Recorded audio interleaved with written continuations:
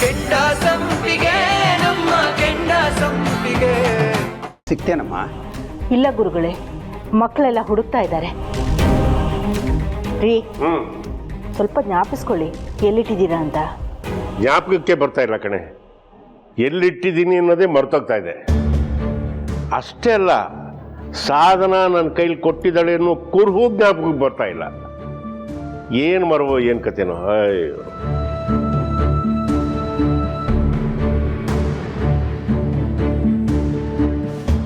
ಅಪ್ಪಂಗೆ ಮರ್ವಿದೆ ಅಂತ ಗೊತ್ತಿದ್ರು ಕೂಡ ಅವ್ರ ಕೈಲೇ ಕೊಟ್ಟಿದಾರಲ್ಲ ಅದಕ್ಕೆ.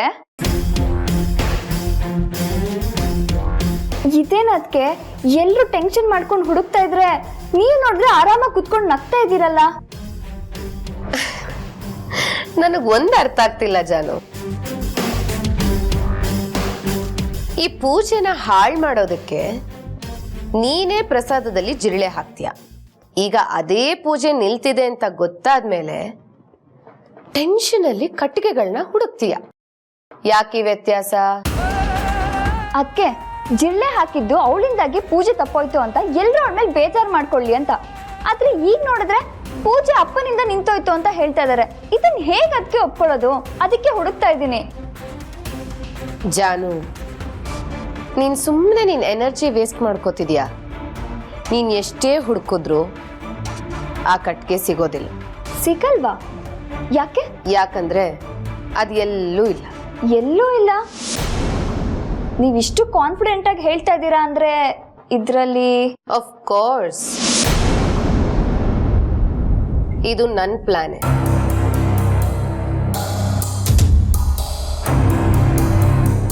ಪೂಜೆಯಲ್ಲಿ ವಿಘ್ನ ತರೋದು ನನ್ನ ಪ್ಲಾನ್ ಬಿ. ಅದಕ್ಕೆ? ಹೌದು, ಹೋಮಕ್ಕೆ ಬೇಕಾಗಿರೋ ಕಟ್ಟಿಗೆಗಳನ್ನ ನಾನು ಮಾವನ ಕೈ ಕೊಟ್ಟೇ ಇಲ್ಲ. ಅದು ನನ್ನ ಹತ್ರನೇ ಇದೆ. ಅದಕ್ಕೆ? ಯಾಕದ್ಕೆ? ಐ ಆಮ್ ಹ್ಯಾವಿಂಗ್ ಫನ್ ಜಾನು. ಈ ಪೂಜೆ ನಿಲ್ಬೇಕು. ಇದರಿಂದಾಗಿ ಸುಮನ ಲೈಫಲ್ಲಿ ತುಂಬಾ ಕೆಟ್ಟದಾಗುತ್ತೆ ಅನ್ನೋ ಭಯ ಹುಟ್ಟಿಸ್ಬೇಕು. ಅಷ್ಟೇ ಅಲ್ಲ, ತೀರ್ಥ ಸುಮನ ಯಾವತ್ತೂ ಒಂದಾಗಲ್ಲ ಅನ್ನೋದನ್ನ ಮನೆಯವ್ರ ತಲೆಯಲ್ಲಿ ಮನಸ್ಸಲ್ಲಿ ತುಂಬಬೇಕು. ಅದಕ್ಕೆ ಹೀಗೆ ಚಿಕ್ಕ ಚಿಕ್ಕ 10 ಅಡ್ಡಿಗಳನ್ನ ಮಾಡ್ತಿದ್ದೀನಿ. ಇದೆಲ್ಲ ಸುಮನ ಈ ಮನೆಗೆ ಸೂಕ್ತ ಅಲ್ಲ ಅನ್ನೋದನ್ನ ಸೂಚಿಸ್ಬೇಕು. ಹಾಗೆ ಮಾಡಿ ಅವಳನ್ನ ಈ ಮನೆಯವರೇ ಆಚೆ ಹಾಕಬೇಕು. ಹಾಗೆ ಮಾಡ್ತೀನಿ. ಇದೇ ನನ್ನ ಕೊನೆ ಗುರಿ. ನೈವೇದ್ಯದ ವಿಷಯದಲ್ಲಿ ಅವಳು ಗೆಲ್ತಿದ್ದ ಹಾಗೆ ಪೂಜೆಗೆ ಬೇಕಾದ ಮುಖ್ಯವಾದ ವಸ್ತುನ ಹೈಡ್ ಮಾಡಬೇಕಾಗಿತ್ತು. ಆದ್ರೆ ಅತ್ತೆ ಮತ್ತೆ ಸುಮನ ಎಲ್ಲಾನು ಸರಿಯಾಗಿ ಜೋಡಿಸಿಟ್ಟಿದ್ರು. ನಾನು ಏನು ಮಾಡೋದಕ್ಕಾಗ್ತಿರ್ಲಿಲ್ಲ. ನಾನಾಗೆ ಪೂಜೆಯಲ್ಲಿ ಏನಾದ್ರೂ ಹೆಚ್ಚು ಕಡಿಮೆ ಮಾಡಿದ್ರೆ ಆಪಾದನೆ ನನ್ನ ಮೇಲೆ ಬರ್ತಿತ್ತು ಜಾನು. ಅದರಿಂದ ತಪ್ಪಿಸ್ಕೊಳ್ಳೋದಕ್ಕೆ ನಾನೇನಾದ್ರೂ ಯೋಚಿಸ್ಬೇಕಾಗಿತ್ತು. ಆಗ ನನಗೆ ನೆನಪಾಗಿದ್ದು ಮಾವನ್ ಮರು.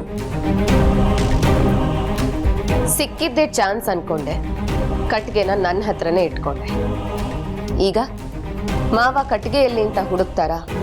ನಾನ್ ಕೊಟ್ಟಿಲ್ಲ ಅಂತ ಅವ್ರಿಗೆ ಹೇಳೋದಕ್ಕಾಗ್ತಿರ್ಲಿಲ್ಲ. ಹೇಳಿದ್ರೆ ಮನೆಯವ್ರು ಯಾರು ನಂಬ್ತಾನೂ ಇರ್ಲಿಲ್ಲ. ಪೂಜೆ ಹಾಳಾಯ್ತು. Just brilliant. ಅದಕ್ಕೆ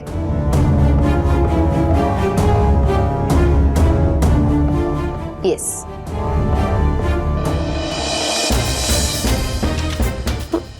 ಅಜ್ಜಿ ಚಿಕ್ಕಿ ಎಲ್ಲರೂ ಸೀರೆ ಉಟ್ಕೊತಾರೆ, ನನಗೆ ಮಾತ್ರ ಈ ಫ್ರಾಕ್ ಹಾಕೋರು ಯಾರು? ಪೂಜೆಗೆ ಫ್ರಾಕ್ ಹಾಕ್ತಾರ? ವಾ, ಅಜ್ಜಿ ಹತ್ರ ಕಲರ್ ಕಲರ್ ಸ್ಯಾರಿ ಇದಾವೆ. ವಾವ್, ಇಷ್ಟು ಕ್ಯೂಟ್ ಕ್ಯೂಟಾಗಿ ಸೀರೆ ಇದಾವೆ ಅಜ್ಜಿ ಹತ್ರ. ನಾನು ಯಾವ್ದು ಉಟ್ಕೊಂಡ್ಲಿ? Green green. ಇದೇನು ಅಜ್ಜಿ ಸೀರೆ ಮಧ್ಯೆ ಕಟ್ಕಿರ್ತಾರೆ. ಇದು ತಾತ ಕೇಳಿ ಕಟ್ಕಿರ್ತಾನೆ. ತಾತ, ಸಾಧನ ನನ್ನ ಕೈಲಿ ಕೊಟ್ಲಂತೆ. ಹಂಗಾರೆ ನಾನೆಲ್ಲಿಟ್ಟೆ? ಛೇ, ಹಾಳಾದ ಮರವು ನನ್ನ ಕೈಲಿ ಕೊಟ್ಟಿದ್ದಾಳೋ ಇಲ್ವೋ, ನಾನು ಎಲ್ಲಾದರೂ ಮರೆತು ಇಟ್ಬಿಟ್ಟಿದ್ದೀನೋ. ಭಗವಂತನಿಗೇ ಗೊತ್ತು. ಹಾಳಾದ ಮರವು. ಏನ್ ಧೃತಿ? ಇದು ನೀವು ಕೇಳಿದ ಕಟ್ಕೆನಾ ತಾತ? ಇದೇ ಬಂಗಾರ ಎಲ್ಲಿತ್ತಿದು? ನಿಮ್ ರೂಮಲ್ಲಿ. ನನ್ನ ರೂಮಲ್ಲಿತ್ತ? ನನ್ನ ರೂಮಲ್ಲಿ ಎಲ್ಲಿತ್ತು? ಅದು ಸಾರಿ ಇಕ್ತಾರೆ ಅಲ್ಲ, ಅಲ್ಲಿಕ್ಕಿತ್ತು. ಹೌದಾ? ಆ ಜಾಗದಲ್ಲಿತ್ತ? ಅದು ಸರಿ, ಅಲ್ಲಿಗೆ ನೀನ್ ಯಾಕೆ ಹೋಗಿದ್ದೆ? ಎಲ್ಲಾರು ಸಾರಿ ಉಟ್ಕೊಂಡಿದ್ರಲ್ಲ, ಅದಕ್ಕೆ ನನ್ಗೂ ಉಡ್ಬೇಕು ಅನ್ಸ್ತು. ಅಮ್ಮನ್ ಕೇಳಕ್ ಹೋದ್ರೆ ಅಮ್ಮ ಬೈಟ್ ಕಳ್ಸಿದ್ರು. ಅದಕ್ಕೆ ಅಜ್ಜಿ ರೂಮ್ಗೆ ಹೋಗಿದ್ದೆ. ಅಯ್ಯೋ ಚಿನ್ನಮ್ಮನೆ, ನಮ್ಮಮ್ಮ ನೀನು. ಅರೆ ಇದೆಲ್ಲಿತ್ತೆ? ನೀನ್ ಸಾರಿ ಉಟ್ಟಿಯಲ್ಲ ಅಜ್ಜಿ, ಅಲ್ಲಿತ್ತು. ನೋಡಿದ್ರಾ, ನಿಮ್ಮ ಮರುವಿಗೆ ನನ್ನ ಸೀರೆ ಇದ್ದಿದ್ದ ಜಾಗದಲ್ಲಿ ಇಟ್ಟಿದ್ದೀರಾ ಅಂದ್ರೆ ಅಯ್ಯೋ ತಗೊಳಪ್ಪ. ಎಲ್ಲ ಅಯೋಮಯ ಒಂಥರ. ಎಲ್ರು ಬನ್ನಿ, ಸಿಕ್ತು. ತೀರ್ಥ, ಸುಮನಾ, ಸಾಧನಾ, ಜಾನ್ವಿ, ಸುಭಾಸ, ಬನ್ನಿ ಬನ್ನಿ, ಎಲ್ಲ ಬನ್ನಿ. ಅಬ್ಬಾ ಮಾವ, ಪೂಜೆನ ಎಲ್ಲರೂ ಸ್ವಚ್ಛ ಮನಸ್ಸಿಂದಾನೇ ಮಾಡ್ತಾ ಇದ್ದೀವಿ. ನಿಮ್ಮ ಮರುವಿನಿಂದ ಏನೋ ಸ್ವಲ್ಪ ಹೆಚ್ಚು ಕಮ್ಮಿ ಆಯಿತು ಅಷ್ಟೇ. ಮಕ್ಕಳನ್ನ ದೇವ್ರ ಸಮಾನ ಅಂತಾರೆ ನೋಡಿ. ನಿಮ್ಮ ಸಮಸ್ಯೆನ ದೂರ ಮಾಡೋದಕ್ಕೆ ದೇವ್ರ ಆಗಿರೋ ಧೃತಿನೇ ಬರಬೇಕಾಯ್ತು.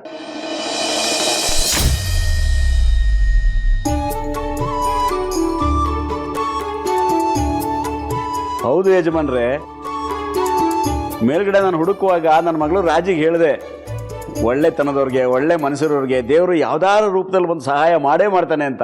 ಹಂಗೆ ಆಯ್ತು ನೋಡಿ ಯಜಮಾನ್ರೆ. ಧೃತಿ, ಇದೆಲ್ಲಿ ಸಿಕ್ತು ನಿನಗೆ? ಇದು ಅಜ್ಜಿ ಸಾರಿ ಇಕ್ತಾರಲ್ಲ, ಅಲ್ಲಿತ್ತು. ನೋಡಿದ್ರ ಮಾವ, ಈಗಲಾದ್ರೂ ನೆನಪಾಯ್ತಾ ನಾನು ನಿಮ್ಮ ಕೈ ಕೊಟ್ಟಿದ್ದು? ನೀವೇ ನನ್ನ ಹತ್ರ ಕಟ್ಗೆ ತಗೊಂಡಿದ್ದು. ತಗೊಂಡು ಹೋಗಿ ಅತ್ತೆ ಕಬೋರ್ಡಲ್ಲಿ ಇಟ್ಟಿದ್ದೀರಾ. ನಾನು ಈಗಲೂ ಹೇಳ್ತಾ ಇದ್ದೀನಿ ಸಾಧನ, ನೀನು ನನ್ನ ಕೈ ಕೊಟ್ಟಿದ್ದು, ನಾನು ಅದನ್ನು ತಗೊಂಡೋಗಿ ನಿಮ್ಮತ್ತೆ ಸ್ಯಾರಿ ಜೋಡಿಸೋ ಜಾಗದಲ್ಲಿ ಇಟ್ಟಿದ್ದು, ಇದು ಯಾವುದು ಒಂದೂ ನನಗೆ ಜ್ಞಾಪಕದಲ್ಲಿಲ್ಲ. ಏನೋ ಒಂದು ಬಿಡಿಯಪ್ಪ, ಇವಾಗ ಒಂದು ಪೂಜೆ ಮುಗಿಸಿ ಇದನ್ನೆಲ್ಲ ಆಮೇಲೆ ನೆನೆಸ್ಕೊಂಡ್ರೆ ಆಯ್ತು.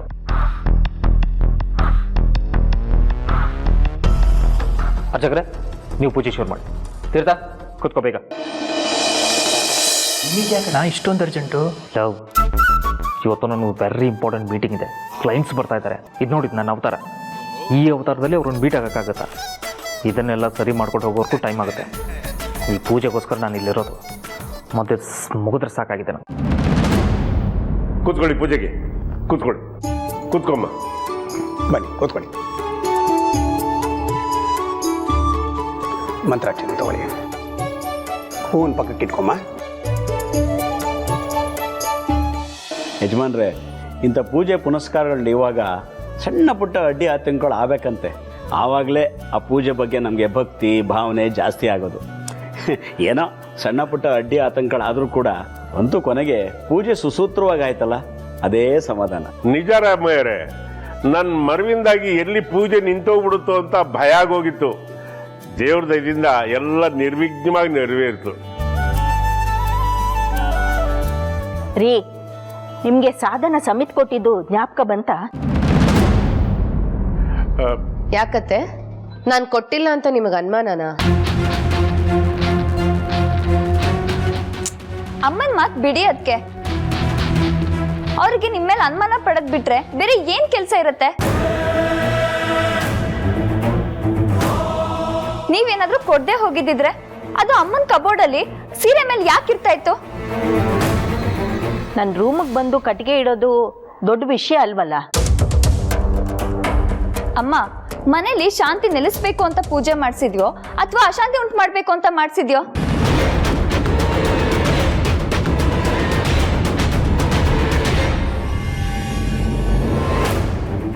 ಹೌದು ಕಣೆ ಪದ್ದು.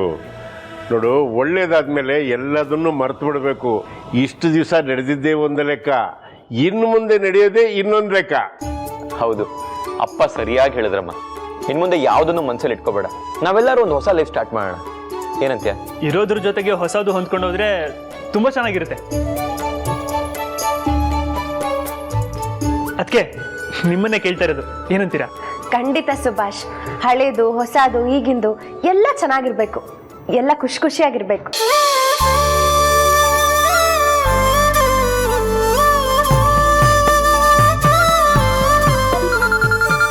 ನಿಜ ಅಂತೆ. ಫೋನ್ ರಿಂಗ್ ಆಗ್ತಿದೆ.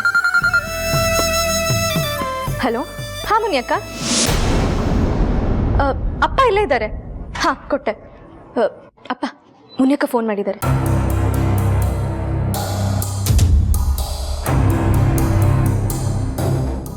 ಇವಳು ಯಾಕೆ ಈಗ ಫೋನ್ ಮಾಡಿದ್ಲು? ಹೇಳು ಮುನಿಯಕ್ಕ.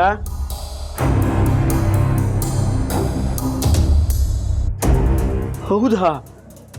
ಯಾವಾಗ? ಅಯ್ಯಯ್ಯೋ, ಇದೇನಪ್ಪ ಕತೆ? ಏನು ಅಂತ ಕೇಳಿದ್ರೆ ತಾತ ನಾನು ಸೀರೆ ಉಟ್ಕೋಬೇಕು ಅಂತ.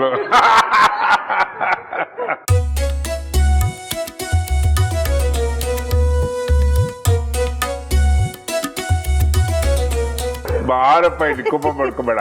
ಬಾ ಬಾ ಬಾ ಬಾ ಬಾ. ಸಾರಿ ಚಿನ್ನ, ಸಾರಿ.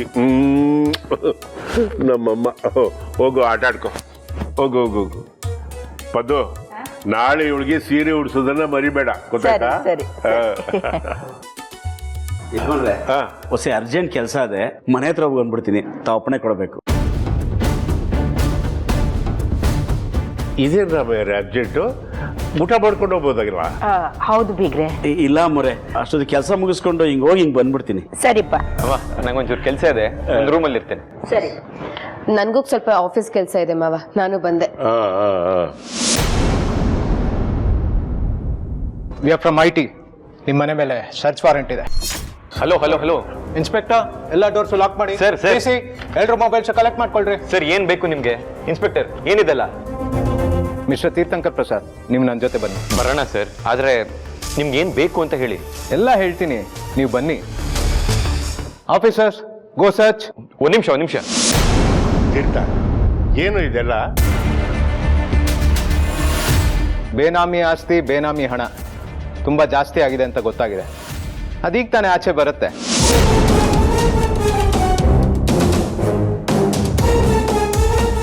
ಮನೇಲಿ ಸಿಗೋ ಪ್ರತಿಯೊಂದು ಚಿನ್ನ, ಬೆಳ್ಳಿ, ಒಡವೆ, ಹಣ ಎಲ್ಲದಕ್ಕೂ ದಾಖಲಾತಿ ಇದ್ರೆ ಯಾರಿಗೂ ಯಾವುದೇ ಸಮಸ್ಯೆ ಬರಲ್ಲ.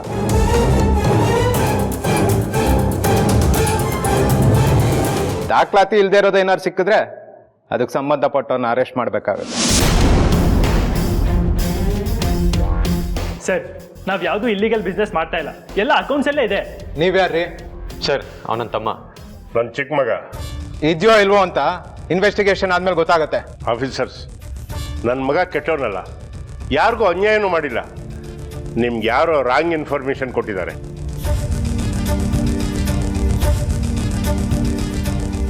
ಗೊತ್ತಾಗತ್ರಿ, ಇನ್ನು 2 ಗಂಟೆಲೆಲ್ಲ ಸರ್ಚ್ ಮುಗಿಯತ್ತಲ್ವಾ, ಎಲ್ಲ ಗೊತ್ತಾಗತ್ತೆ. ಅಲ್ಲ ಸರ್, ಈಗ ಮನೆಗೆ ದಿಢೀರ್ ಅಂತ ನುಗ್ಗೋದು ತಪ್ಪಲ್ವಾ? ಲಂಚ ತಗೊಳ್ಳೋದು ತಪ್ಪಲ್ವಾ? ಸರ್ಕಾರಕ್ಕೆ, ದೇಶಕ್ಕೆ ಮೋಸ ಮಾಡೋದು ತಪ್ಪಲ್ವಾ? ಮೋಸಗಾರರು ಮನೆಗೆ ಬರೋಕ್ಕೆ ಯಾವ ಪರ್ಮಿಷನ್ನು ಬೇಕಾಗಲ್ಲ.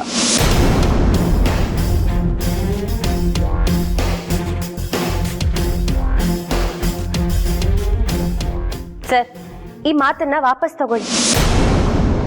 ನನ್ನ ಗಂಡ ಯಾರಿಗೂ ಮೋಸ ಮಾಡಿಲ್ಲ, ಯಾರಿಗೂ ಅನ್ಯಾಯನೂ ಮಾಡಿಲ್ಲ.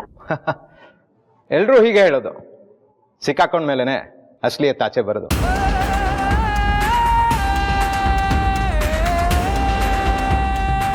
ಆಫೀಸರ್, ಎಲ್ಲರ ಮೊಬೈಲ್ ಕಲೆಕ್ಟ್ ಮಾಡಾಯ್ತಾ? ಆಫೀಸರ್ಸ್, ಗೋ ಸರ್ಚ್.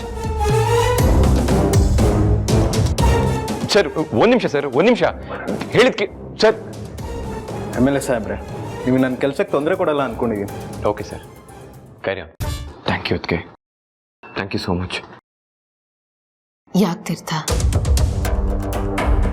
ನನ್ನ ಲೆಕ್ಕದಲ್ಲಿ ಇವತ್ತು ರಾತ್ರಿ ಸಾಕ್ಸಿದ್ರೆ ಸಾಕು ಅಂತ ಅಂದ್ಕೊಂಡಿದ್ದೆ. ಆದರೆ ನೀವು ಇಂಟೆಲಿಜೆಂಟ್ ಆಗಿ ಪೂಜೆಗಿಂತ ಮುಂಚೆನೇ ಸಾಗಿಸ್ಬಿಟ್ರಿ.